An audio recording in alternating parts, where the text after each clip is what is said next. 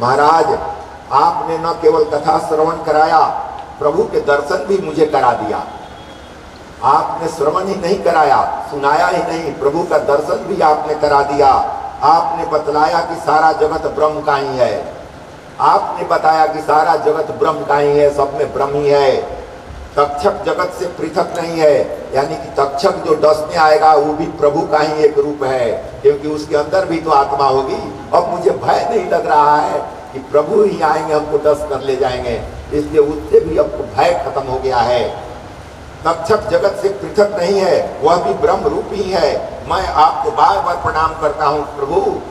सुखदेव जी को बार बार राजा प्रणाम कर रहे हैं। मैं आपको बार बार प्रणाम करता हूँ, आपने मुझ पर बड़ा उपकार किया है आपने। सुखदेव जी कह रहे हैं फिर राजन तुम्हारे साथ साथ मैं भी कृतार्थ हो गया।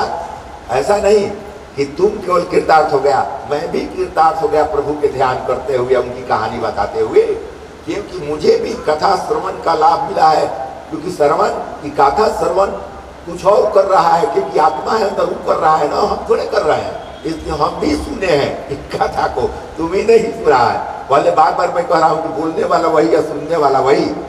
लाभ मिला है, तुम्हारे कारण मैं भी प्रभु में लीन हो सका। वे मेरे हृदय में विराजमान हुए हैं, भगवान मेरे हृदय में विराजमान हुए हैं। राजन मैं अब आगे का कोई प्रसंग देखना नहीं चाहता। राजा से कहेंगे राजन अब आगे का कोई प्रसंग में देखना नहीं चाहता। देखता यदि कोई शंका हो तो पूछ सकते हो। फिर भी कह रहे हैं इतना होने के बाद भी कह रहे हैं कि फिर भी अगर तुमको शंका है तो पूछ सकते हो। ब्रह्मनिष्ठ होने के कारण मेरी दृष्टि तक्षक के विष को अमृत बना देगी। ब्रह्मनिष्ठ मैं हूं, इसलिए तक्षक का विष जो है अमृत बन जाएगा। इसलिए कोई बात नहीं है, कुछ और शंका है तो पूछ ले। कितना गुरु दयालु होते हैं, अभी भी नहीं तो अभी भी मौका है, और अगर शंका है तो पूछ ले। परीक्षित ने गुरुदेव को वंदन किया और कहा अब मेरे मन में कोई शंका शेष नहीं है, आपकी कृपा से मैं निर्लेप और निर्भय हो गया हूँ। निर्लेप हुआ, निर्भय हो गया हूँ। सुखदेव जी ने जाने की अनुमति चाहिए। सुखदेव जी अब कह रहे हैं कि जब निर्भय हो गए तो मैं जा रहा हूँ। सुखदेव जी ने जाने की अनुमति चाहिए तो राजा ने उनकी पूजा करने की इच्छा व्यक्त की। जब वो जाने के लिए कहे कि प्रभु आपने कथा सुनाई है, प्रभु का साक्षात्कार कराया है, तो मैं पूजन कर लूँ आपका, ये खंड समाप्त होगा। राजा ने सुखदेव जी की पूजा की। राजा ने सुखदेव जी की पूजा की तो उन्होंने राजा के मस्तक पर अपना वरद हस्त पधराया, अपना हाथ रख दिया, और उसी क्षण राजा को परमात्मा के दर्शन हो गए। जैसे ही वो हाथ रखे तैसे ही परमात्मा के दर्शन हो गए। जीव और ब्रह्म एक हो गए। सत्र में भाग ले रहे सभी महर्षियों को प्रणाम। आश्चर्य, परम आश्चर्य हुआ। व्यास जी सोचते हैं कि मैंने अपने पुत्र को भागवत का अभ्यास कराया था। व्यास जी कह रहे हैं कि मैंने अपने पुत्र को, सुखदेव जी को भागवत का अभ्यास कराया था, किंतु जो तत्व सुखदेव जी जान सके, व्यास जी लिखे हैं, लेकिन सुखदेव जी कह रहे हैं कि हमारा पुत्र जिस तत्व को जान सका उस तत्व को मैं भी नहीं जान सका ना। जान सके वह तो मैं भी जान नहीं पाया हूँ। व्यास जी ने सुखदेव जी को प्रणाम किया और पिताजी सुखदेव जी को प्रणाम कर रहे हैं। वो महान है, वो शिव का अंश है। जो तत्व उसने व्याख्या किया है वो मुझे भी पता नहीं है। गुरुदेव सुखदेव जी अंतर्ध्यान हो गए। सुखदेव जी अंतर्ध्यान हो गए। वो तो ब्रह्मनिष्ठ थे ना। एक पैक आए भी थे, मैं बताया कि एक पैक गंगा नदी के किनारे आए थे, एक पैक वहां से चल के नहीं, वो अपना चले गए, ब्रह्मनिष्ठ थे। राजा परीक्षित के शरीर में से एक ज्योति प्रकट हुई। राजा परीक्षित के शरीर में से एक ज्योति प्रकट हुई और महाज्योति के साथ मिल गई। तक्षक ने आकर राजा को डस लिया। अब शरीर से ज्योति आत्मा निकल गई, उसके बाद तक्षक आकर डस लिया, किंतु वे तो कब के भगवान के धाम सिधार चुके थे। परीक्षित की भांति काल के आगमन के पूर्व ही परम धाम में जाने वाले को धन्य है। जो काल आने के पहले ही, मतलब इच्छा से मैं अब जाना चाहता हूँ। पांडव लोगों को भी देखे हैं, राजपाट देकर कहे कि अब चलिए स्वर्गारोहण करें हम लोग ना। ऐसा नहीं कि पांडव हस्तिनापुर में गुजर गए। वो लोग कहे कि अरे अभी लोग हो गए करेगा, और पांचों भाई निकल गए द्रौपदी के साथ, अब चलो हम लोग स्वर्गारोहण करेंगे। मतलब विवेक से समय आ जाए तो प्रभु के शरण में चल जा। अब ले नसानी अब न सही, जो हुआ सो हुआ, अब नहीं होगा। ये संकेत कर रहा है। सूत जी कहते हैं परीक्षित का मोक्ष मैंने स्वयं देखा है।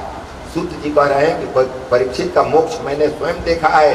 इस प्रकार सभी पापों को नाश करता और इंद्रियों की नियंता भगवान श्री हरि का भागवत में वर्णन है।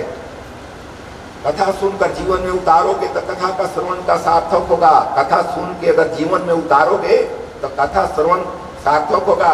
सत्कर्म का कोई अंत नहीं है। जीवन के अंत का सत्कर्म करो, सत्कर्म करते रहो, जीवन भर सत्कर्म करते रहो। हरे राम